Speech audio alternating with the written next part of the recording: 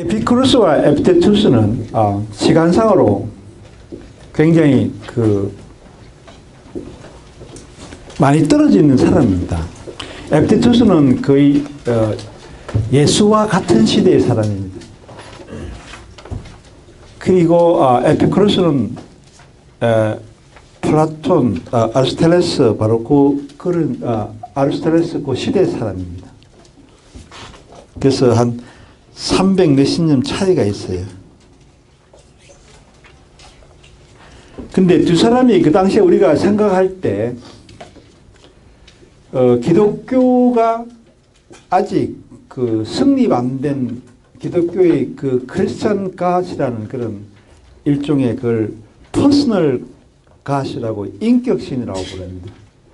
우리가 종교 중에서도 그런 퍼스널 갓을 가진 그런 종교가 있고 그렇지 않는 종교가 있어요. 불교 같은 경우에는 퍼스널 갓이 없습니다. 우리는 부처를 신으로 모시지 않습니다.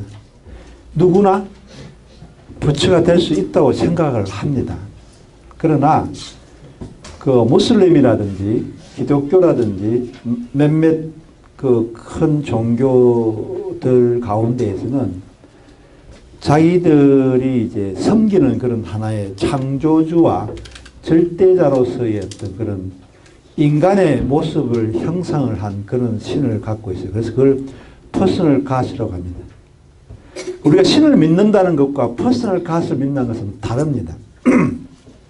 가령 유럽 사람들을 상대로 이렇게 설문조사를 하면은 신이라는 존재가 초인적인 그런 존재가 있을 거냐고 묻는 거에 대해서는 상당히 많은 사람이 동의를 합니다. 그러나 기독교 신처럼 모든 사람들의 십계명에 따라서 모든 사람들의 죄를 이제 꼬치꼬치 따지고 그런 간섭을 하는 그런 하나의 인격신이 있는가를 물으면은 30% 이하로 떨어집니다. 그래서 우리가 거기에 대해서 미래의 종교는 사실은 가장 합리적인 종교는 그런 어떤 그런 인격신에서부터는 멀어집니다. 인격신은 좀 고루하고 옛날 중세시대 때 그런 인간의 어떤 무지와 미신에서 빚어진 그런 종교일 수가 있습니다. 에피쿠로스는 이제 지난 시간에도 이야기했지만 에피쿠로스는 기본적으로 신을 믿지 않았던 사람 같아요. 특히 인격신을 믿지 않았습니다. 그래서 어떤 신의 법칙을 마치 뉴턴이 어떤 3의 제1법칙, 제2법칙 그런 것처럼 어떤 이 우주의 어떤 물질을 이제 이런 물리학적인 그런 기계적인 우주론에 근거한 물리학 법칙 자체를 아마 신의 힘이라고 생각하지 않았는가 생각할 정도로 신에 대해서 구체적으로 제네카의 이야기에서 알 수 있다시피 거기서 이제 말을 하지 않습니다. 그러나 에피테투스는 신을 믿었습니다. 그런데 다 조금씩 차이가 있는 것 같아요. 여러분 그 미묘한 차이들에 대해서 우리가 자세히 설명할 수는 없지만 다른 에피쿠로스를 무신론이라고 하면은 에피테투스는 이제 유신론이지만 에피테투스는 또 기독교의 인격신과는 조금 다릅니다. 이제 그 차이를 제가 오늘 설명하려고 합니다.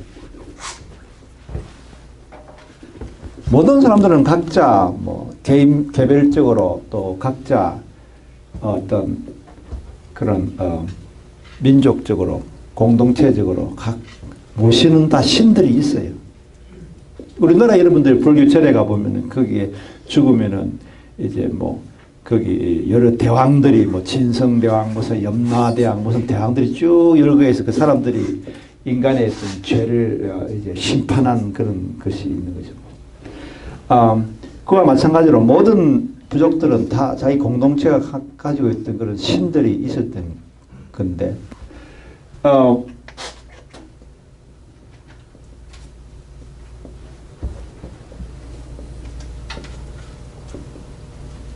오늘 이야기하려고 하는 것은 신관에 대해서 이야기를 하는 겁니다.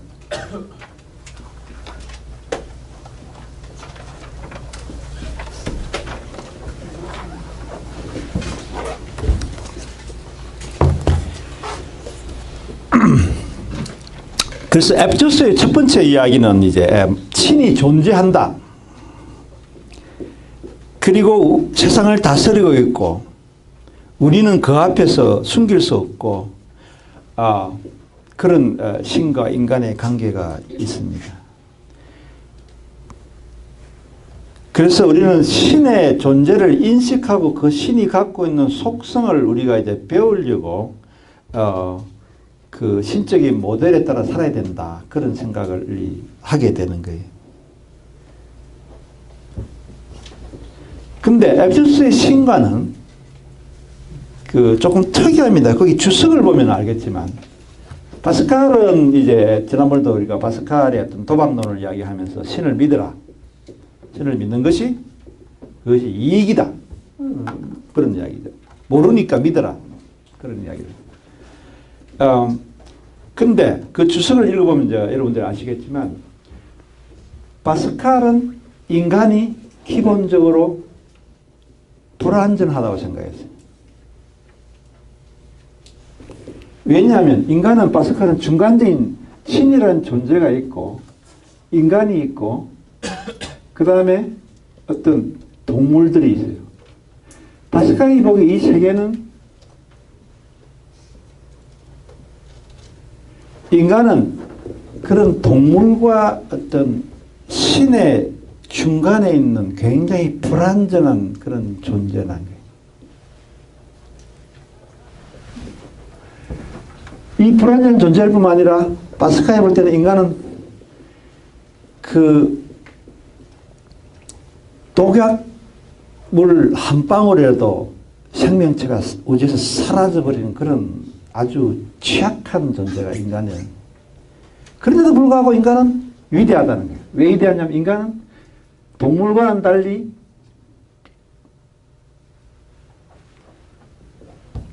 그런 약한 존재인 갈대지만 그 갈대는 생각하는 갈대라는 거예요. 인간은. 동물은 생각을 못해. 그러나 인간은 신의 어떤 그런 생각을 하는 그런 갈대이기 때문에 인간이 위대하다는 거예요. 이렇게. 그래서 이걸 갖다가 크리스천 휴머니즘이라고 그랬는데 이제 파스칼은 기독교인이면서도 인간의 위대함을 이제 그 인정하는 그런 기독교 어떤 그런 인본주의자로서 이제 17세기 때 파스칼이 그런 생각을 했어요. 우리 여러분은 인간은 생각하는 갈대다 그런 말들이 다 여기서 나오는 나약하지만 그러나 이 파스칼은 철저히 기독교인이에요. 에피테토스와는 다르다 그런 얘기를 합니다. 에피테토스라는 사람은 우리가 태어날 때부터 인간은 신으로부터 아주 투명한 그런 이성과 합리성을 갖고 태어났기 때문에 인간은 작은 신이라고 그랬어요.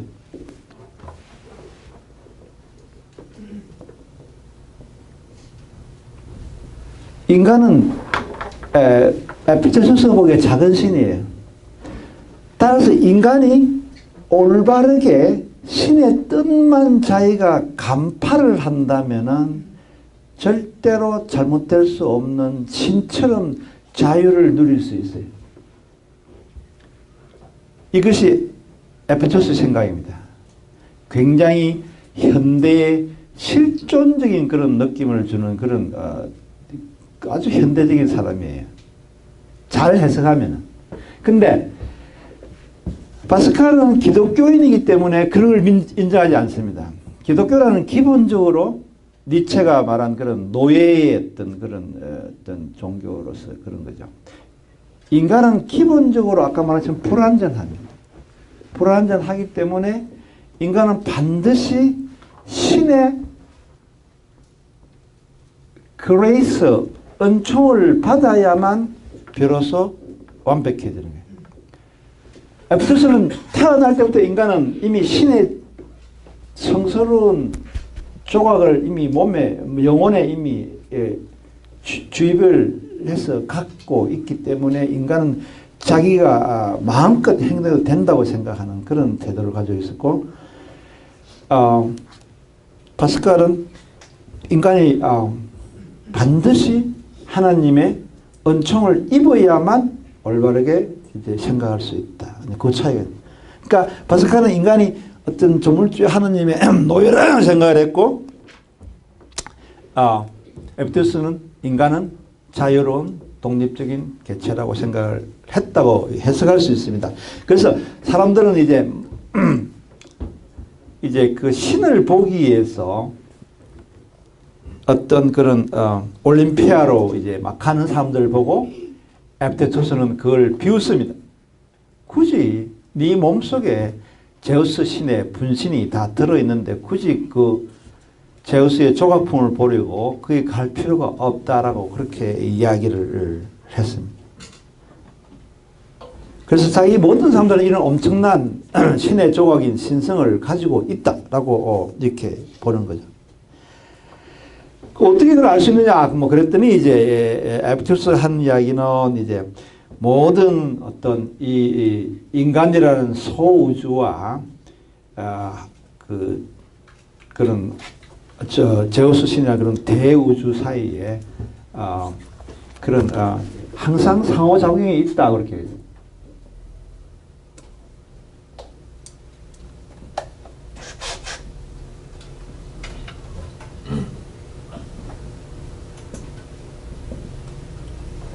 그러니까 인간이라는 것은 조그마한 우주야. 이 우주와 거대한 신의 어떤 그런 우주와 또는 신의 어떤 그것과는 항상 이렇게 상호 인터랙션 하고 있기 때문에 그거는 모든 만물 속에 신의 뜻이 다 이제 표현되어 있다는 이야기. 상당히 뭐라 그럴까 과학적이진 않는데 그 자연의 어떤 그런 신의 의지를 이제 읽는 그런 하나의 태도를 취합니다. 일종의 그걸 우리가 판티즘이라고 그래요. 범신론이라고 그러죠.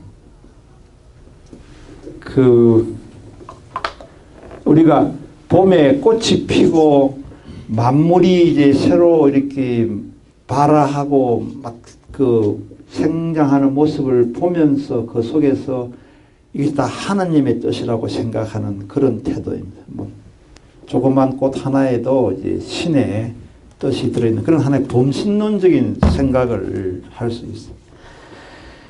우유가 풀에서 풀을 먹은 어떤 양에 의해서 우유가 나오니까 이렇게 된다든지 뭐 또는 치즈가 우유에서 나오고 등등 이런 거를 그러나 우리가 가만히 자연과학적으로 이러한 자연의 어떤 그런 순환과 어떤 그런 형상과 이런 생성들을 보게 되면은 사실은 에피쿠테스는 약간 좀 무지한 그런 거죠. 자연과학에서 우리가 우유가 치즈가 되고 풀에서 우유가 되고 하는 이런 것들은 당연히 자연과학적인 방법으로 설명할 수 있는 것인데 그것을 신성한 그런 하나의 범신론의 입장에서 보는 것은 이제 조금 문제가 있습니다. 그래서 그 부분에서는 상당히 신빙성을 읽는 그런 거죠. 그러나 어쨌든 에피쿠테스는 이제 인격신을 믿었고 이제 그런 것들이 이제 사실은 굉장히 어떤 신의 어떻게 보면 좀 약간 아까 매달리는 그런 부분들이 이제 항상 신에게 감사를 해야 된다. 그때 그 신은 바깥에 있는 신이라기보다는 자기 마음속에 있는 신의 조각에 대해서 이제 이야기를 하고 있는 겁니다. 그래서 이제 에피쿠테스 이야기가 이제 때로는 약간 비판적으로 보면은 너무 인간 중심주의적인 어떤 개념으로 신의 뜻을 해석을 하기도 하고 그래서 동물들을 갖다가 이제 인간이 이제 이용하고 가축으로서 이렇게 인간의 어떤 필요성에 의해서 이제 동물들은 를 이제 존재에서 분류했는데 그러나 사실은 그것은 어떤 자연과학적인 어떤 그 부분에서 보게 되면 상당히 문제가 있는 그런 개념들이라고 볼 수가 있습니다.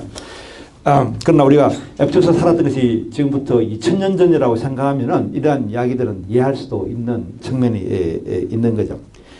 그러나 어쨌든 앱델수스 보기에 인간이 신성하고 신성한 어떤 그런 하나의 신의 조각이 우리 영혼에 이미 박혀 있고 따라서 그의 어떤 지시에 따라서 살아야 되고 그와 반면에 이제 그 우리 몸이라는 것은 이제 그 비아속체로서 그것은 버려야 될 부분이라고 그래서 신의 뜻에 반해서 신이 별로 내키지 않지만 인간에게 영혼만 줄 수 없어서 그것에 영혼의 옷을 입히는 그 어떤 옷으로서 몸을 주었으니까 이제 우리는 항상 그 옷과 몸을 분리하여서 아속체와 비아속체를 분리하여서 그래서 선이라든지 그 다음에 신이라든지 자연이라든지 이성 이 모든 신성한 것에 어떤 그걸 지시를 따라서 살아야 된다라고 그렇게 생각을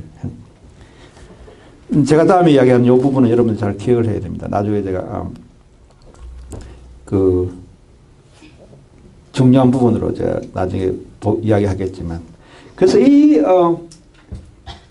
앱델투스가 보는 이 세상이라는 것은 마치 시골 축제에서 이제 앱델투스가 이제 등장을 이제 하는데 자기도 소를 팔러 왔어요. 자기 친구들도 소를 팔러 오고 앱델투스라는 사람이 이제 있고 그 다음에 여기에 이제 소장수들이 있어요. 소장사들이 있고 그 다음에 여기 소가 있고 여기에 풀이나 건초가 있어요.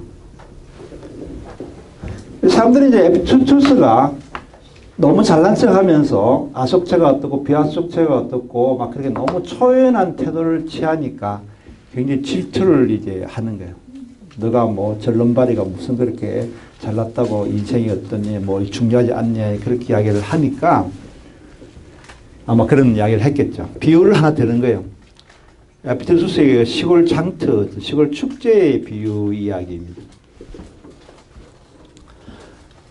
앱델투스 소를 팔러고 소장사들도 소를 팔러 왔는데 소장사는 이제 자기 소를 좀 더 비싸게 팔고 새끼 송아지는 더 싸게 살려고 막 그냥 열을 내어서 지금 홍정을 하고 있는데 앱델투스는 이제 그 시장 그 변두리에서 이렇게 팔짱을 끼고서 이제 저 먼 산을 쳐다보고 그 사람들이 막 그냥 침을 튀기면서 이제 막 흥분하는 모습을 보고 있는 거야.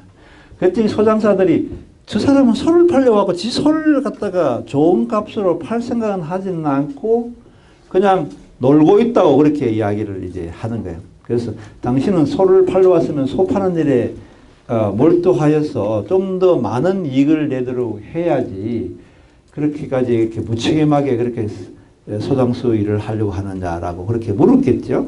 그러니까 이제 앱델투스가 하는 대답이 지금 당신들이 갖고 있는 소를 보라고. 지금 그 소들이 열심히 지금 자기가 어디에 팔려갈지 도살장에 갈지 어디 갈지 모르면서 열심히 그럼에도 불구하고 막 풀을 이제 그 건초를 막 소시장에서 먹는 거예요. 당신들은 지금 나보고 뭐 굉장히 게으르다 뭐 무책임하다라고 이야기하지만 당신들은 지금 소하고 똑같다.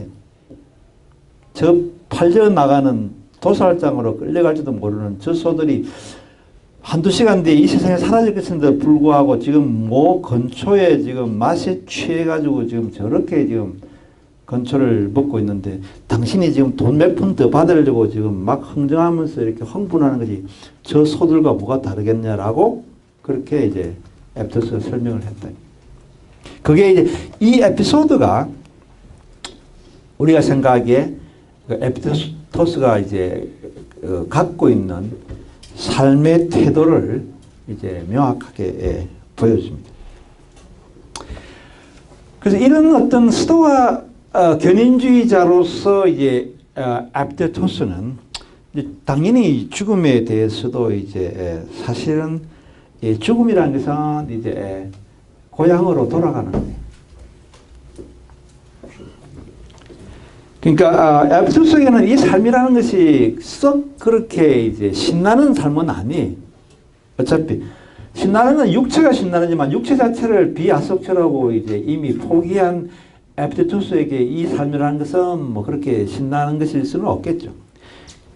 그래서 우리를 결박하고 억눌렀던 착고로부터 풀려났어. 여기에는 온갖 강도, 도둑, 그냥 소송이 난무하고 우리 육체와 소유물을 탈취하려고 모든 사람들이 눈이 이제 그냥 충의를 되어서 막 그 육체와 소유물을 이제 추구하는 이 장소를 떠났어.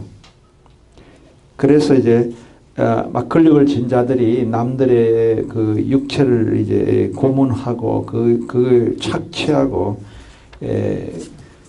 그러는 거죠. 그래서 나는 죽는다 그런 얘기예요. 나는 죽을 건데 지금 죽으라면 물론 죽겠고 근데 나중이라면 점심을 먹을 것이다. 왜냐하면 점심시간이 되었으니까. 그렇게 죽음에 대해서 이제 초를 한 그런 태도를 보입니다. 왜냐하면 죽는 것은 육체인데 그 육체는 이미 비아속처로서 내 소유가 아니기 때문에 그 내 소유가 아닌 걸 이제 내가 잠시 육체를 빌려 사용하고 있는데 타인이 와서 그 육체를 내놓으라 하면 나는 당연히 내 것이 아니니까 돌려줘야 된다고 그렇게 해서 죽는 것은 육체가 죽는 걸 의미하기 때문에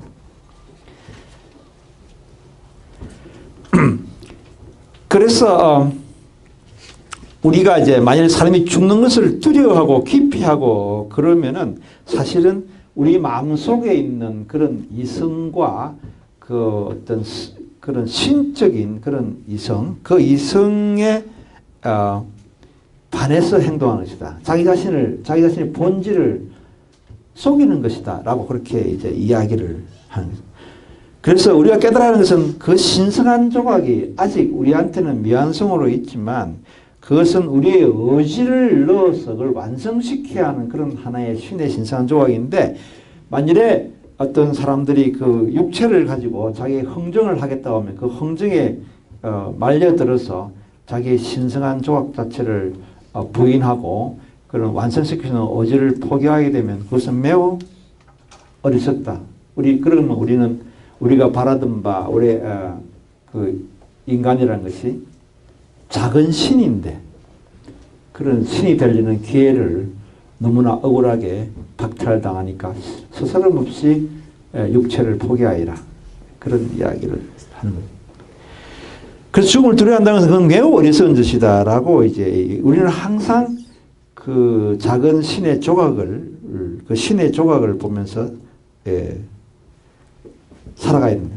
소크라테스에게는 죽음이라는 철학이 이제 죽음 연습이야. 다시 말해서 죽는다는 것이 영혼과 육체의 분리라면은 그 죽는 것은 이제 그 철학한다는 것은 끊임없이 육체의 욕망을 억눌러서 이제 영혼을 이제 살찌우는 행위이기 때문에 따라서 죽음 연습이 바로 철학이에요. 영혼을 육체에서 분리시키는 연습이 바로 철학이라는 거예요. 에피투스에게는 이제 자기 마음속에 영혼 속에 있는 그런 하나의 신의 조각을 떠올려서 자기의 의지를 가지고 그 신의 조각을 실천시키는 것이 바로 철학이에요.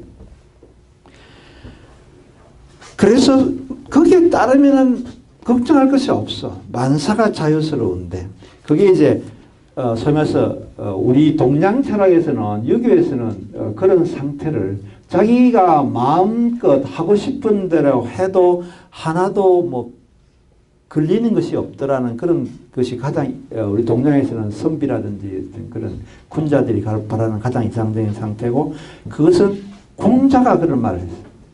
종심소요 불육이라고 거기 135페이지 제일 위에 있는 부분을 보면 그런 말. 이거는 우리 그 동양 철학의 이상입니다. 유교적인 이상입니다. 군자나 선비들이. 근데 이런 단계를 거치기 위해서는 이제 유교는 굉장히 현실주의적인 그런 철학이기 때문에 어떤 인간이 불교처럼 갑자기 화로 뭐 각성을 하여서 갑자기 니르바나에서 도가 깨쳐서 아리아식에 도달한다든지 그런 생각을 하지는 도노 점수라 뭐 그런 말도 있죠. 이런 불교를 배우면. 또는 기독교처럼 어떤 엑스터스의 상태에서 하나님을 갖다가 이제 보게 되는 그런 하나의 그걸 기독교에서는 에피퍼니라고. 에피퍼니라는 마치 불교에서 말하는 그런 하나의 어떤 도노처럼 대오각성 뭐 그런 것처럼 어느 순간에 갑자기 하나님을 영접하는 그런 체험을 하게.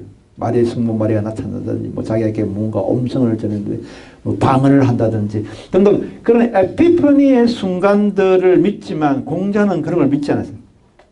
나는 사흘 동안 잠도 안 자고 밥도 안 먹고 내가 참선을 해봤지만 아무것도 얻는 것이 없더라라고 공자는 그렇게 이야기를 했어요. 사람들이 공자한테 죽으면 어떻게 됩니까? 그랬더니 아니 지금 사는 사람의 문제도 해결을 못하는데 죽어서 무슨 죽은 이야기를 하느냐고 그렇게 공자는 이야기해요. 많은 사람들은 공자를 믿는 많은 유교에 있는 선비들은 제사를 지내고 이제 죽은 사람에 대해서 이제 하지만 그때 공자가 무슨 말을 했는지 모르고 공자의 철학에 의하면 죽음 이후의 세계는 없는 것이 철학인데 근데 공자는 제사를 매우 강조했습니다. 상당히 공자가 갖고 있는 어떤 그런 독특한 모순 중에 하나예요. 그러나 공자는 사람의 완성에 대해서는 믿음을 갖고 있었어요. 그래서 공자가 말한 그 완성의 어떤 그런 길은 매우 이렇게 체계적으로 되어 있어요. 그러니까 15살 때 지우학, 15지우학을 한다. 15살 때 공부를 하기로 배우기로 이제 뜻을 품어서 15년 공부를 해보니까 30에 립을 했어요. 드디어 내가 앞으로 어떻게 살아가야 할까 철학을 세워서 30에 립을 했어요. 그랬더니 드디어 이제 많은 유혹이 있었는데 40이 되니까 내가 이제 드디어 그런 공부를 하고 내 길을 가야 되는 것에 대해서 유혹하는 것에 대해서 더 이상 이제 미혹당하지 않고 그냥 똑바로 갈 수 있는 그런 불혹의 나이가 되다. 더 이상 이제 감정이나 욕망이 흔들어지지 않는. 그렇게 공부를 했죠. 10년을 했더니 50세에 대해서는 하늘이 무엇을 뜻하는지 이제 제가 지천명의 나이가 되어서 이제 하늘의 뜻을 이제 알게 되었다. 그러고 나니까 그다음부터 모든 사람이 무슨 말을 하더라도 다 이제 이해가 되는 62순위의 경지에 이르렀다. 그래갖고 또 10년이 지났더니 방금 이야기한 종심소요 불류구라는 그런 경지에 다시 말해서 내가 하고 싶은 대로 그냥 따라하는 것이 다 진리이고 정의고 선이더라는 거예요. 아름답고 다 진선미가 자기 하는 일 모든 일. 이것은 동장에서 말하는 가장 이상적인 사실 공자가 그 부분에 대해서 우리가 그 맑은 정신으로 이야기했는지 이런 사람에 대해서 약간 좀 뭐라 그럴까 좀 치맥기에 있어 그랬는지 우리는 알 수는 없지만 그러나 어쨌든 후손들은 그 말이 있을 수 있다고 생각해요. 근데 이것이 이제 현실주의적인 그런 유교와 어떤 아까 말한 어떤 기독교라든지 불교라 이런 거하고 다른 정면. 근데 하여튼 에피크테토스도 이런 공자의 경지처럼 자기가 자유롭게 무엇을 해도 그것이 진선미에 어긋난 바가 없더라는 그런 태도를 가지고 있었다. 그래서 사람들이 죽음에 대해서 전전긍긍하고 두려워하는 그런 죽음의 공포를 티모르 모르티스에 대해서 이제 그 에피크테토스가 죽음이 오면은 우리는 피난처를 구할 수는 없다. 죽음을 피할 수 없다. 그러나 최소한도 죽음에 대한 공포는 물리칠 수 있다라고 그렇게 이야기를 했어요. 사람들은 마치 죽음이 오면은 마치 어린애처럼 거기에 대해서 온갖 그런 거기에 대해서 공포로서 어린애처럼 구는데 죽음이라는 것은 그게 뭐 예를 들면 무시무시한 탈인데 그걸 벗으면은 물어뜯지도 않고 우리 원래 상태로 돌아가고 호들갑 떨 필요가 없다는 거예요. 근데 왜 지금 죽어야 되느냐? 이 세상의 순환을 위해서 죽어야 돼. 다시 태어날 존재들이 내 자리를 필요로 한다는 얘기예요. 그리고 나는 이미 이 지상에서의 체류 기간이 이미 완료되었어요.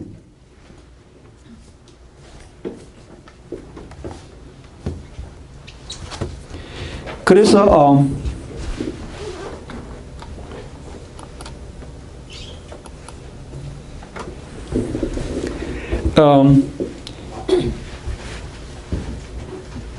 그런 신의 마음 한 자락을 품고 있는 우리는 그런 아까 말한 것처럼 이제 비아속체 즉 육체에 우리에게 속하지도 않는 달려있지 않는 그런 육체의 수면 연장에 집착하지 말고 거대한 어떤 생명계의 순환에 영혼을 짓는 그런 하나의 신적인 지혜를 가져야 한다라고 그렇게 했습니다. 다른 사람들을 위해서 다시 태어나는 사람들을 위해서 신생을 위해서 이제 자기 자리를 내어주어라는 일종의 이런 것들이 이제 어떤 에코시스템적인 그런 어떤 환경적인 그런 부분하고 연결이 됩니다. 너무 욕심을 부리지 말고 이 세상을 만원으로 만들지 말고 자기 자리를 이제 내어주라는 이야기예요. 그래서 근데 죽음이라는 것도 훈련이 필요한데 그 훈련은 항상 자기가 갖고 있는 것들에 대해서 그 부분들에 대해서 이제 집착을 끊는 그런 그죠. 뭐 항아리나 유리잔이나 뭐 애완동물이나 재산이나 이 모든 것들을 하나하나씩 이제 자기 마음속에서 지워 나가는 그런 훈련을 해야 된다라고. 우리 사회에서 많은 사람들이 자살을 하죠. 요즘 최근에도 유명한 사건도 있지만 그런 이제 뭐 어떤 기업가가 뭐 재산을 2조 원을 모았다가 뭐 어느 순간에 허망하게 그냥 그 형제봉에서 자살을 해버리고 이 사람들은 그걸 버리는 훈련을 하지 않았기 때문에 마지막에는 결국은 좀 더 많이 벌기 위해서 좀 더 많은 정치가들한테 좀 더 많은 뇌물을 줘서 그 재산을 유지하려고 발버둥을 치고 그런 사람들이 이제 쭉 성장하는 과정에서 그 가령 우리나라에서 전혀 배경이라든지 뭐 백이라든지 뭐 아무런 그런 것도 없는 사람들이 이제 그 2조 원까지 올리려면은 그 많은 어떤 광급공사나 도급공사에서 자기가 따내기 위해서 입찰을 해서 응시할 때 그 관련한 공무원들이나 많은 그 정치가들한테 돈을 엄청 남들도 훨씬 많이 뿌려서 결국 모든 광고동을 다 독점하여서 그렇게 빠른 성장을 해서 2조 원에 이르렀으니까 그때 우리 그 사람에 의해서 많은 입찰에 떨어진 그런 힘없는 뇌물을 못 주었던 그런 사람들을 생각해보면 참 더 피해자가 많았던 거죠. 같은 입찰에 이 사람만은 2조 원이 될 정도로 돈을 많이 벌 정도로 이제 정치가들을 다 매수했다는 거니까 그 매수를 못한 사람들이 모든 입찰에 떨어진 걸 생각하면 아주 악인인 거죠. 자기가 선인인 것처럼 이야기를 하지만. 그러나 그 사람이 갖고 있던 생각은 남들을 밟고 모든 입찰에서 부정한 방법으로 이제 자기가 이제 부자가 되었는데도 더 부자가 되기 위해서 하다가 결국 마지막 순간에는 자기 자신을 그냥 없애버리는 거예요. 어리석은 일이에요. 에페소서 보이는 굉장히 어리석은 일이에요. 비아소문을 축적하면서 남들에게 엄청난 피눈물을 흘리게 하는 그 어떤 그 과정이 굉장히 어리석다는 이야기예요. 그렇게까지 살 필요는 없는 거죠. 불필요한 비아속체를 축적한다니 무슨 의미 있겠어요.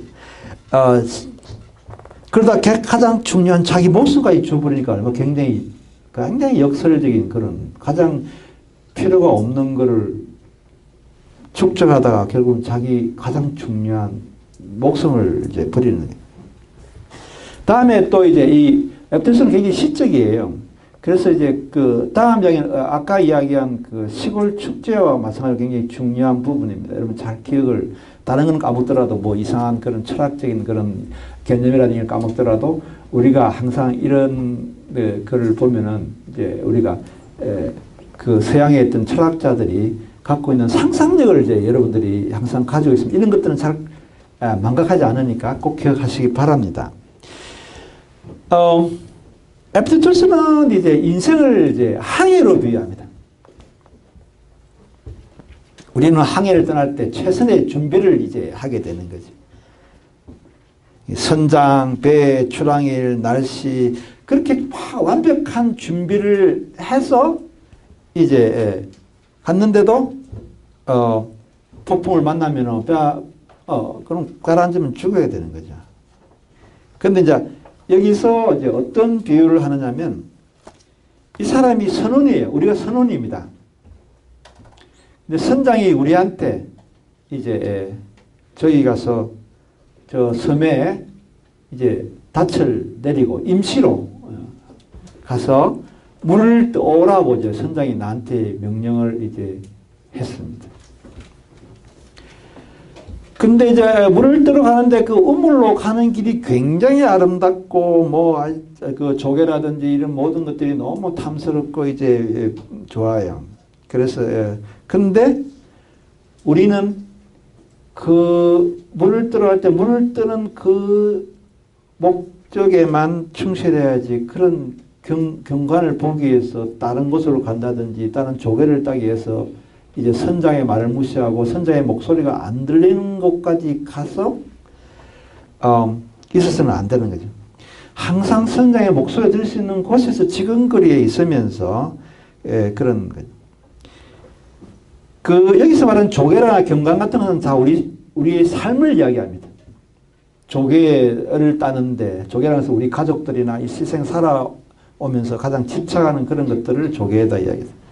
그냥 이런 아내나 자식들을 이제 죽을 때는 다 버릴 준비가 되는. 특히 나이가 들면은 이제 사람들이 항상 선장이 나를 언제 부를까 하는 그게 있어야지 그렇지 않고 너무 들리지 않는 곳에까지 먼 곳까지 인생의 어떤 그런 하나의 꿀맛에 취해서 미혹하여서 딴 곳을 방황해서는 안 된다고 내가 언제든지 선장이 부를 때 들릴 수 있는 자리에서 머물면서 살아야 된다라고 그렇게 이야기를 그 비유는 뭔가 굉장히 심오한 그런 하나의 의미가 있는 비유인데 이런 꼭 기억하시기 바랍니다. 그래서 우리는 항상 하루에 한 시간도 있다고 생각해요. 욕심을 내지 않는 거예요. 그래 어떤 사람은 3시부터 5시까지가 이 사람이 이 지상에서 살아야 할 주어진 시간이면 5시간 넘으면 이 분침이 딱 이렇게 넣으면은 그 다음에 죽어야 되는 거예요. 근데 거기서 끝까지 버티려고 하면은 그거는 잘못된 거예요. 모든 사람은 자기의 주어진 시간대가 다 있게 바랍니다. 그래서 이제 인생이라는 것은 이제 이 잔치를 실컷 즐기고 그 다음에 퇴장해야 됩니다. 어떤 그 관계에서 이제 가령 예를 들면은 어떤 조물주가 이제 이 크레이트가 여기에 있고 인간이 있고 이제 이 공유가 이렇게 있는 거예요. 이런 세계청에 걸친 그런 하나의 존재의 위기의 질서가 존재. 그래서 내가 지금 죽어야 되는, 내가 지금 무르익어서 이제 죽어야 되는데 내가 고집을 피우고 거기에서 이렇게 안 가려고 이렇게 하는 것은 마치 들판에 있는 밀이나 어떤 그런 하나의 공유가 다 익었는데 또는 뭐 사과가 다 익었는데 자기가 안 떨어지겠다고 이러면은 사과는 썩게 말이에요. 공유도 썩게. 그와 마찬가지로 인간도 자기가 불렀을 때는 가야 되는 것이지 그걸 마치 들판에 있는 곡식처럼 안 가겠다면 그 곡식은 이제 아무의 어떤 먹이도 못 되고 소용이 없이 썩게 된다. 그 인간은 그런 어리석은 그런 그걸 이제 그건 하나 재앙이 되는 거니까 어리석음을 범하지 말아야 된다. 사람이 죽는다는 것은 이제 그 당시에 이제 디오게네스도 같은 에피테스에 비슷한 그런 생각을 가졌지만 모든 하데스로 통하는 모든 길은 동일하다. 모든 거리는 동일하다. 우리가 단테의 신곡에서는 인페르노라 그랬어요. 지옥이라는 것이 지옥에 있는 그런 하나의 인페르노. 우리는 지옥이죠. 근데 그리스 사람들한테는 지옥이라는 것은 이제 실제로 존재하는 거예요. 무슨 강 아래에 있다고 생각했어요. 소크라테스 이야기처럼. 근데 그걸 갖다가 그리스 신화를 보면 헤이데스라고 그럽니다. 하데스라고 그럽니다. 하데스가 지하의 존재. 거기는 이제 헤라클레스도 가고 하여튼 많은 사람들이 내려갔어요. 그리스 신화를 읽어보면은. 그 부분에서 이제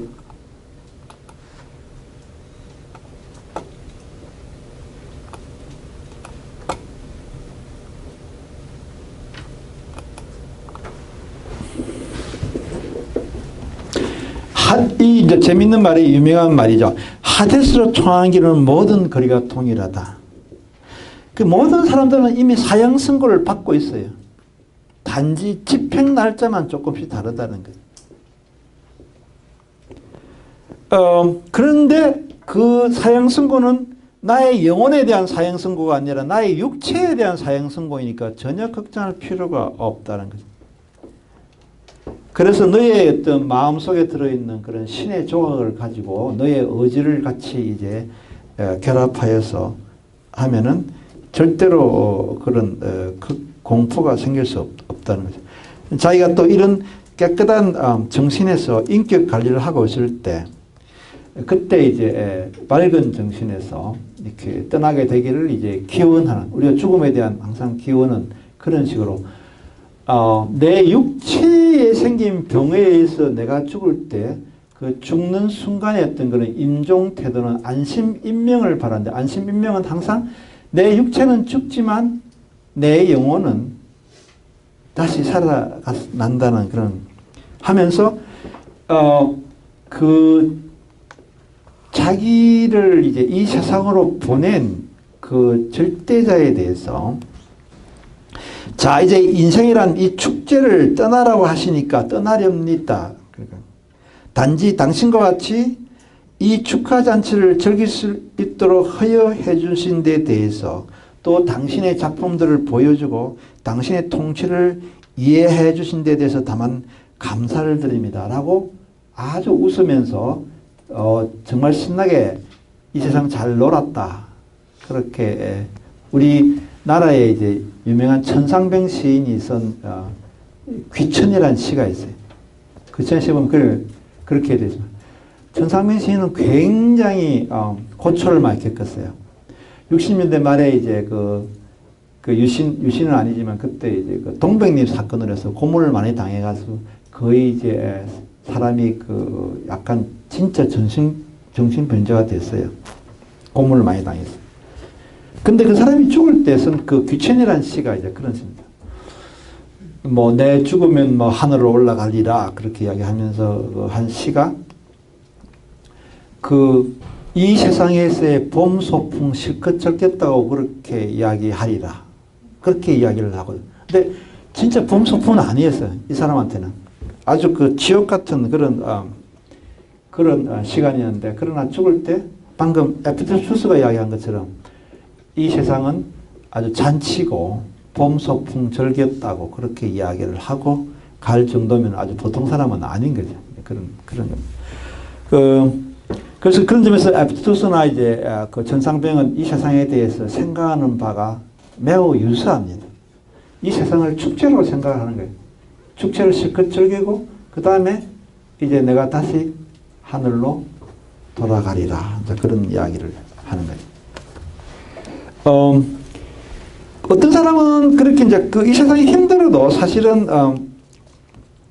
그러나 잘 우리가 생각하면은 약간만 이제 어떤 입장을 바꿔서 관점을 바꾸면 이 세상은 힘들지는 몰라도 그러나 굉장히 신나는 축제일 수도 있다는 생각이, 신난단 말이 좀 약간 어폐가 있지만, 가령 여러분들이 생각할 때 가령 오늘을 갖다 그냥 허망하게 또 아주 굉장히 디프레션으로 또는 남을 막 원망하고 분노하고 이런 쓸데없는 낭비지고 퇴폐적이고 파괴적인 그런 시간을 보내지 않고 오늘을 다시 한번 가만히 앉아서 생각을 해보면은 사실은 삼성병원이나 서울대병원에서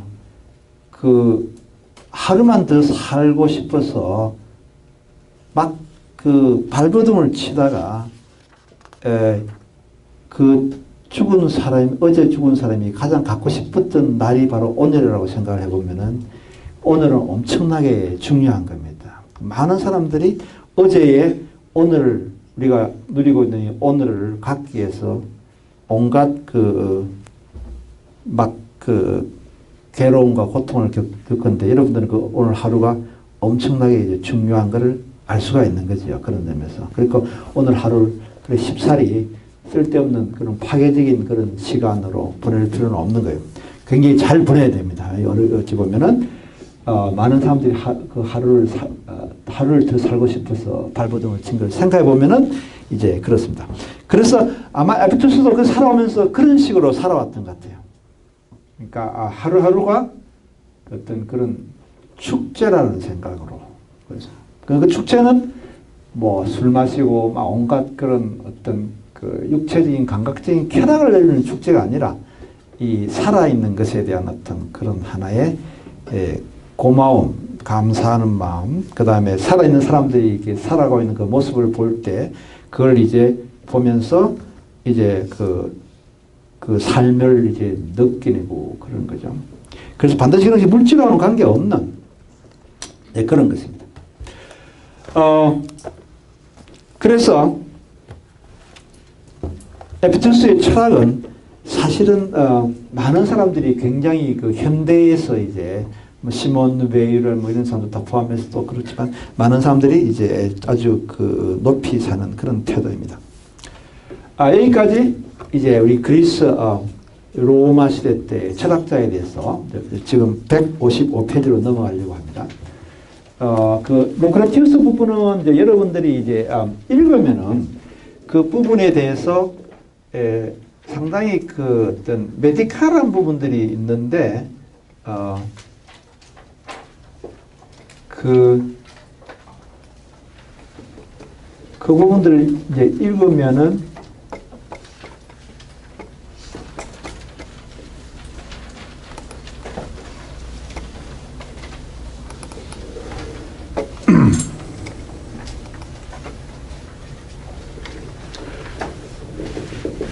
약간 좀 어려운데, 그래서 이 부분은 제가 이제 루크레티우스 아예 여러분 읽기에는 이제 좀 복잡하고, 그래서 물론 관심이 있으면 읽어도 물론 좋지만, 그러나 이제 제가 그러나 우리가 다루었던 그 사람들에 대해서 그리스 로마 철학자에 대해서 간단히 이제 루크레티우스를 포함하여 정리해 줄 필요가 있어서 제가 이 부분을 하나 PPT를 하나 만들었는데, 보시면서 이제 이해를 하시기 바랍니다. 루크레티우스는 현대 과학자들이 가장 어떤 존경하는 그런 철학자입니다. 잘 안 알려져 있지만 갈수록 이제 값이 올라가는 그런 철학자예요. 루크레티우스. 그 당시에 완벽한 유물론자입니다.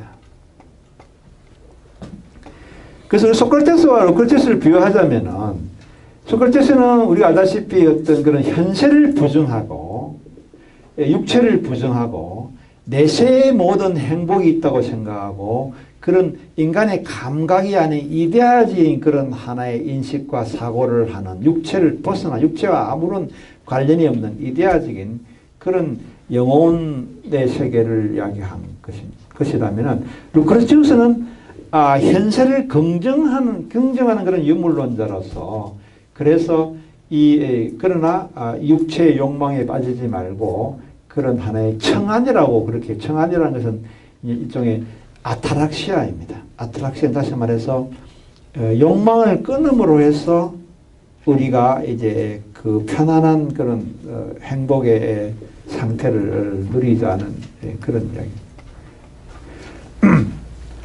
소크라테스는 이제 영혼이라는 것이 이제 철학을 하면은 이제 육체로부터 점차점 떨어지기 때문에 오히려 나이가 들면 들수록 이제 더 현명해지고 더 이제 영혼이 정화가 된다고 생각을 하는데, 소크라테스는 영혼이라는 그런 것도 육체라고 얘기해요. 그게 애매한데 사실은 우리가 생각할 때는 그냥 루칼투스 갖고 있는 영혼이라고 생각하면 신경이라고 생각하면 됩니다. 아니무스가 있고 아니마가 있는데, 아니무스라는 건 그 당시에 루칼투스의 어떤 그런 해부학에 하면은 이 인간의 영혼이라는 것은 가슴에 있다고 생각했어요. 머리에 있는 것이 아니라. 그래서 이 가슴 속에 아니무스가 있고 그 다음에 온몸에 아니마가 퍼져 있다고 생각하는데, 그 말은 다시 말해서 우리가 볼 때는 중추신경이 가슴에 있고 그 다음에 말초신경이나 모든 신경 그 어떤 세포들이 이제 온몸에 흩어져 있어요. 그래서 그 세포들은 나이가 들면은 당연히 신경세포이기 때문에 물질이기 때문에 당연히 튀어야 됩니다.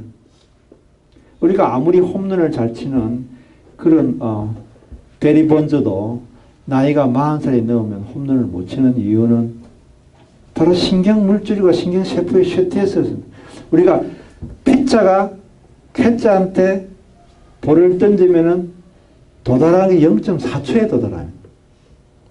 그러면은 0.2초 만에 이 볼이 스트라이크가 아닌가를 결정을 해야 됩니다. 그러려면 이 눈에서부터 들어오는 감각을 그 자신 신경세포를 통해서 뇌에 들어가서 뇌에서 이번에는 아웃코스로 들어오는 스트라이크니까 아웃코스로서 밀어쳐라는 그런 그 머리에서부터의 어떤 그런 판단이 0.2초 사이에 이루어지는데, 나이가 들면은 신경물질의 어떤 그런 속도, 전달 속도라든지 신경속도의 퇴화에 의해서 그 반응이 늘어지기 때문에 헛스윙이라고 삼진을 하는 거예요. 그러면 나이 한 40살 넘으면 이미 타자로서는 야구를 그만둬야 돼요. 피자는 그래도 좀 괜찮아요. 피자라는 것은 그런 식의 판단하는 것은 없고 자기 볼을 던지면 되고 힘만 있으면 근력만 하면 되는 거죠. 내가 지금 이야기하자면 소크라테스는 나이가 들수록 이데아를 생각하는 그런 하나의 영혼은 갈수록 더 강건해지는 거예요. 소크라테스는 영혼이 나이 들수록 또 현명해지고 강건해지지만, 그러나 루카테스는 영혼이라는 것은 물질이기 때문에 따라서 한 30대, 40대, 30대에 가장 이제 질증에 이르렀다가 그 다음부터는 이제 그 물질의 어떤 육체의 퇴락과 더불어 영혼도 점점 쇠퇴해서 결국 영혼이 늙어서 죽는다라고 생각하는 것이 루크라티스이다. 그런데 여러분들 그 차이를 이제 영혼의 차이를.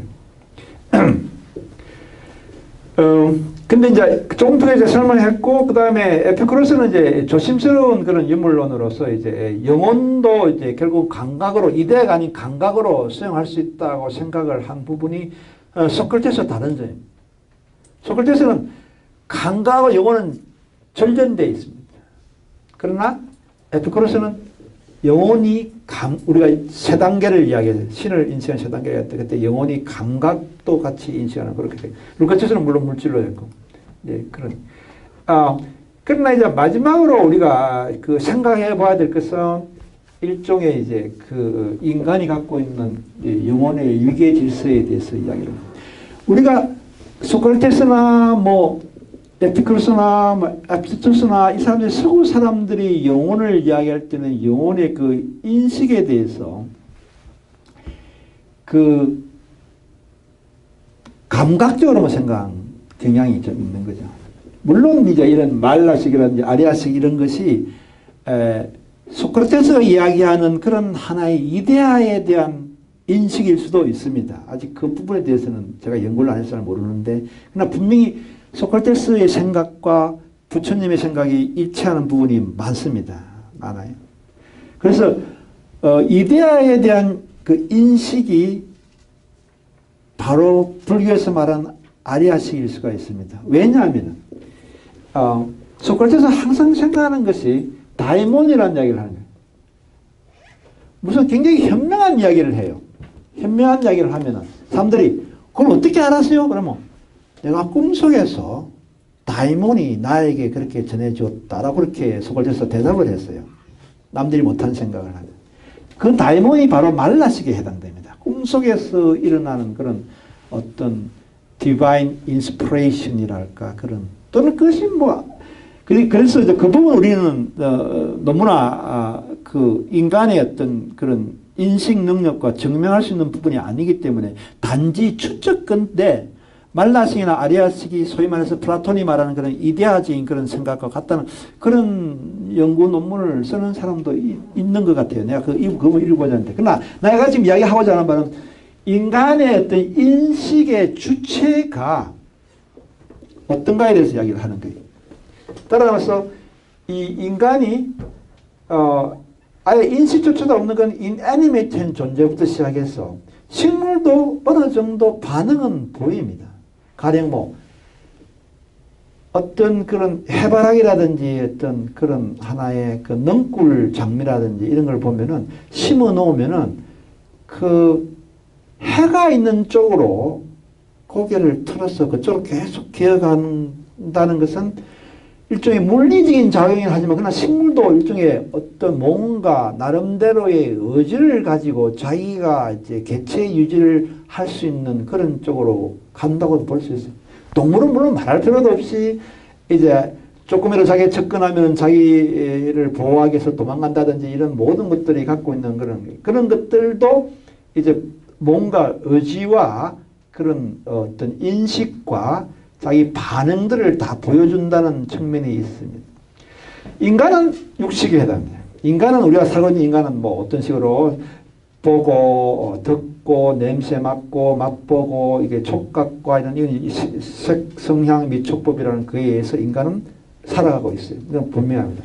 그러나 그 위에 있는 이 부분에 대해서는 우리가 인식의 주체인지에 대해서는 알 수가 없습니다. 근데 우리가 사실은 이제 과학이 또 그 부분에서는 알 수가 없습니다. 왜냐하면 과학은 물질에 대해서 어떤 수학의 법칙과 어떤 감각 데이터를 가지고 관찰하고 그걸 다시 실험하여서 똑같은 결과가 나오면 진리라고 생각하고 하는 그런 과학적인 방법은 이런 말라식과 아레아식이 갖고 있는 인식 주체에 대해서는 더 이상 실험 대상과 과학적인 연구의 대상으로 삼을 수 없기 때문에 그것부터는 끊깁니다. 따라서 우리는 이 부분은 영원히 이제 새로운 방법론이 만들어지지 않으면 알 수 없는 불교에서 말하는 그런 말라식과 아리아식에 대해서 이제 아리아식에 도달하는 순간에 인간은 어떤 윤회에서부터 벗어나게 된다고 그렇게 불교에서는 이야기를 합니다. 그러나 우리는 그 부분도 사실은 명확하게 이야기할 수 없는 그래서 어떤 항상 모든 연구하는 속의 사람들이 볼 때는 이게 하나의 그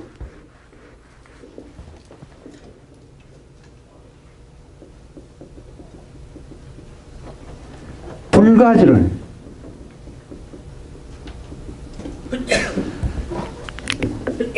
현재까지의 방법론으로는 알 수 없다라고 생각하는 불가지를 마치 물고기가 물속에서는 물에 녹아있는 산소들을 이제 아가미를 통해서 이제 호흡하면서 생명체가 이제 유지되지만 그러나 그 물고기를 비치에다가 모래사장에다 던져 놓으면 5분 만에 죽습니다. 죽는 이유는 물속에 녹아있는 산소는 아가미를 통해서 호흡할 수 있지만 그 모래사장에 던져 놓은 그 물고기는 자기 아가미를 가지고 공기 속에 있는 산소를 호흡할 수가 없기 때문에 죽는 거예요. 그렇다면 우리가 그런 식이에요. 우리 인간은 마치 물속에 들어있는 그런 하나의 물고기와 똑같아서 물속에서는 온갖 과학이 어떻니 진리가 어떻니 그렇게 하지만 우리를 갖다가 그런 다른 어떤 인식과 다른 호흡을 할 수 있는 그런 공기 속에 내놓으면 우리는 죽을 수밖에 없기 때문에 우리가 공기 속에 있는 그런 걸 없다고 할 수 없는 그러나 그걸 양쪽을 다 하는 그런 존재들이 있다고 지난 제가 책 앞에서 이야기를 이제 했죠. 그런데 우리는 항상 그래서 이 부분에 대해서 과학적으로 증명 불가능하다는 걸 인식을 하고 그 다음에 이제 그 삶에 대해서 너무 유물론으로 지어친다든지 또는 너무 광신도적인 그런 하나의 퍼스널 가스과 어떤 내세관에 치우쳐서 세상을 보는 것은 매우 이제 어리석은 태도다라고 그렇게 이야기를 할 수 있습니다. 단지 그 부분은 유보하되 그러나 뭐 지옥에 대한 그런 끔찍한 그런 형상. 지금부터 이야기하려고 하는 것은 바로 그 어리석은 그런 인격신을 믿으면서 지옥에 대한 끔찍한 형상을 하여서 그 인간을 공포로 몰아넣는 어떤 그런 그 의미에 대해서 이제 지금부터 이야기를 이제 하려고 하는 겁니다. 사람들은 그러니까 그런 부분에서는 어떤 어리석은 그런 미신 같은 그런 태도를 취해서는 안 된다는 거예요. 그래서 이제 사후세계라는 문제가 이 죽음에서는 굉장히 중요합니다. 그리고 인간은 어떻게 구원을 받는가 하는 그런 문제가 이제 작품들을 통해서 이제 설명이 쭉 되고 있습니다. 첫 번째 우리는 이제 그 사후세계 구원 문제에서는 당연히 인류 역사상 가장 뛰어난 사후세계와 구원의 문제를 다룬 작품은 단테의 신곡입니다. 단테의 신곡을 이제 소개를 이제 하려고. 단테 신곡은 이제 인페르노와 뭐 펄가토리오와 파라디소라는 그런 하나의 지옥, 천국, 연옥이라는 세 가지의 사후세계의 글 했는데 그걸 다 하기에는 너무 장대한 그런 프로젝트라서 그냥 지옥 부분에서 어떤 죄를 지은 사람이 어떤 벌을 받는가라는 그런 중세시대 때 갖고 있는 일반적인 그런 하나의 분명히 단테가 그 상식에 기초해서 작품을 썼을 테니까 중세의 그런 내시관을 이제 보는 되는 거죠. 첫 번째 이제 들어가서 그 서정인이라는 작가가 이제 벽소령이라는 그런 소설을 썼습니다. 그 소설을 썼는데 거기에 보면 이제 이런 대사가 나와요. 삶이 힘들지. 벽소령은 우리가 여러분 알다시피 그 지리산 종조하면 나오는 바로 그 벽소령 그입니다. 당연하지. 저 별에서 죄를 지으면 사후에 심판하여 보내는 지옥이 바로 지구거든. 지옥이 바로 지구라. 왜 지금 이 삶이 힘드냐? 그것은 네가 저쪽 뭐 청왕성, 뭐 명왕성 거기서 살고 있었는데 거기서 네가 죽어서 그 벌을 받아서 유배해 온 것이 바로 이 지옥인 것이 지구이기 때문에 그래서 삶이 힘든 거라. 이 삶이 지옥이니까 지구가 지옥이니까 그런 이야기를 하는 거죠. 그래서 이 삶을 이제 지옥이라고 지구를 지옥이라고 보는 그 아주 재밌는 그런 기상천외한 이제 생각들을 하는데 그와 마찬가지로 단테가 이제 처음에 이제 그 지옥문에 들어섰을 때 그때 현판에 붙어 있는 글귀가 이제 물론 이게 영어지만 그때 이제 이태리어로 이제 여기를 들어오는 자여 모든 희망을 보게 아주 끔찍한 이야기입니다. 우리 연옥에 있는 사람들은 이제 그 연옥에서 이제 계속 기도를 하고 참회를 하면 조금씩 이제 빛이 밝은 곳으로 위로 상승을 합니다. 근데 지옥에 들어온 사람은 자기가 지은 죄가 뭔지를 몰라요. 그게 지옥의 특징입니다.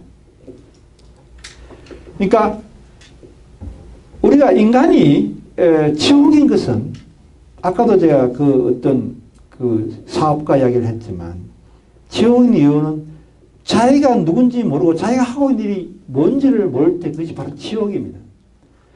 항상 내가 하고 있는 일들을 에피소스가 말한 것처럼 자기 마음속에 있는 신의 한 조각에 비교하여서 아 내가 지금 신의 한 조각에서부터 벗어나고 있구나고 계속 반성하는 사람은 연옥입니다. 세상이.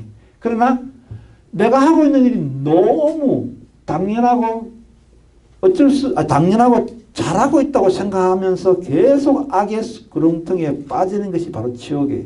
그래서 여러분들 우리 모든 사람들이 항상 지옥에 빠져 있을 수가 있습니다. 근데 지옥과 연옥의 차이는 반성 능력입니다. 그러니까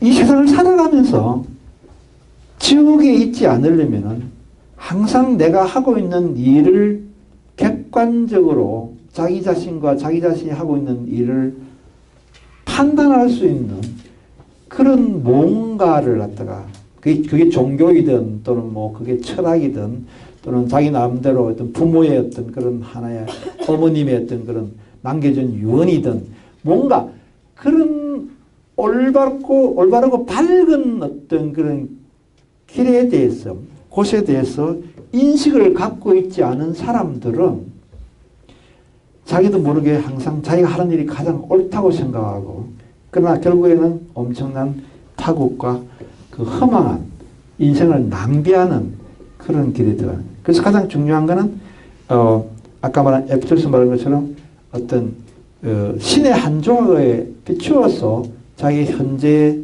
어떤 모든 것을 점검하는. 그래서 지옥은 희망을 포기하란 말은 이 사람들은 자기가 지은 죄가 무슨 죄인지 모른다는 그런 아주 어두운 상태에 있습니다. 그래서 나중에 로제트 이야기를 하겠지만 이제 이 인생은 많은 기독교인들이 로제트도 그렇고 그 다음에 에밀리 디킨슨이라는 시인도 그렇고 이 삶을 연옥이라고 봅니다. 이 연옥이라고 본다. 다시 말해서 항상 반성하고 참회하여서 다음 세계에는 좀 더 높은 연옥에 가는 것이 많은 사람들의 꿈이었어요. 그런 부분들이 독특한 기독교였던 그런 생각. 그래서 그렇게 하다 보면 나중에는 이제 파라디소인 천국으로 간다는 거죠. 그래서 이 세상이 파가토리라는 거죠. 연옥이라는 거죠. 근데 우리 이 내세와 현세라는 것은 우리가 알다시피 사실은 내세라는 것은 인간의 상상 속의 세계이지 이걸 알 수는 없어. 그래서 어떤 이 단절이 굉장히 인간의 계속 상상을 이제 해야 되는 거죠. 많은 시인들이 이야기하고 햄릿도 지난번에 우리가 읽은 것처럼 자살을 to be or not to be that is the question. 그래서 이야기를 이제 독백을 할 때 자살을 하고 싶어요. 자기가 도저히 삼촌이라는 그런 막강한 현실 권력과 싸울 수 있을 것 같지도 않고 어머니도 그쪽에 결혼을 해버리니까 자기 혼자서 어떻게 할 수 있는 길도 없고 그리고 자기가 어떤 볼 때 이제 그냥 차라리 죽는 게 훨씬 더 모든 일을 다 잊을 수 있고 좋다고 생각하지만 그러나 그 표현하면 어느 누구도 저쪽 해변을 걸리다가 다시 돌아오지 못하는 불기회로 끝나는 운명이 들어서 사람들이 죽으면은 저 세상으로 간다는데 저 세상에서 아무도 돌아와서 갔다 왔다고 이야기한 사람이 없으니까 그게 두려워서 지금 내가 자살을 못하겠다고 이렇게 햄릿이 그렇게 이야기를 고도를 기다리며 읽어보면 사람은 알겠지만 고도를 기다리면서도 이제 그 고도가 사는 그 곳에 우리가 이 고고와 디디가 부는 것과 너무나 다른 그런 것으로 이제 이야기 주석을 매장 그 부분은 생략을 하는 것입니다. 오늘 이야기할 거는 이제 그 마지막 이제 에드워드 157페이지 그 부분만 이야기하고 오늘은 이제 이야기를 끝내려고 합니다. 근데 이 내세라는 것은 사실은 내세가 있는지 없는지는 모르지만 더 중요한 것은 이 내세를 가지고 악용하여서 현세의 인간들을 착취하는 그런 하나의 종교인들이 많다는 점이 문제예요. 그 사람들이란 것이 이제 내세가 단테도 물론 그렇겠지만 이제 많은 기독교인이나 이제 또는 불교인들이나 이런 사람들이 내세를 가지고 이제 이렇게 특권의 집단들이 이제 권력을 가지고 자기들이 이제 현세 인간들을 착취한다든지 겁을 주는 공포를 주는 그런 우리가 항상 이야기하지만 뭐 불신 지옥 뭐 이런 식으로 미국의 퓨리탄도 그랬습니다. 이게 이제 157페이지 중간에 보면 이 부분을 읽어보면 우리가 이 사람이 유명한 조나단 에드워드라고 유명한 어떤 신학자이고 시인이고 아주 훌륭한 사람에도 불구하고 이 사람은 완전히 퓨리탄의 어떤 그런 하나의 청교도주의에 빠진 그런 아주 펀더멘탈리스트 그런 하나의 광신도입니다. 따라서 이 사람이 볼 때 사람들에게 기독교를 믿게 해야 되고 철저하게 믿게 해야 되니까 그 믿게 하기 위해서 설교한 내용이 바로 이 내용인데 이 내용은 끔찍한 내용입니다. 이것이 진실인지 아닌지 우리가 알 수가 없지만 이렇게 너의 상상을 도와주기 위해서 발갛게 달아올라 불같이 뜨거운 오븐에 내동댕이 친다고 생각해보라. 지금 불지옥을 그리고 있습니다. 아니면 볼게 달아오른 벽돌감 한가운데 아니면 거대한 용광로 속으로 거기서 겪는 고통이란 그 열기를 감안할 때 이루 말할 수 없을 정도라. 지나가다 살짝 스치는 석탄불에 대는 고통과는 비교할 수가 있다. 너희 몸이 거기에서 안과 밖이 활활 타오르는 석탄불에서 한 15분 동안 감각이 생생한 채로 이 말이 중요해요. 감각이 생생한 채로 놓였다고 생각합니다. 이런 식으로 이제 퓨리탄주의자인 조나단 에드워드가 일반 그런 신도들에게 협박을 한 그런 하나의 지옥에 대한 그림인데 그 그림을 보면은 굉장히 끔찍한 그림입니다. 그래서 다음부터는 쭉 이제 지옥에 대한 이야기가 이제 쭉 나옵니다. 나오는데 하여튼 여러분들이 제가 올려놓은 이 클래스에 있는 그런 시험 문제의 유형을 example을 보고 준비를 하시기 바랍니다. 네, 알겠습니다.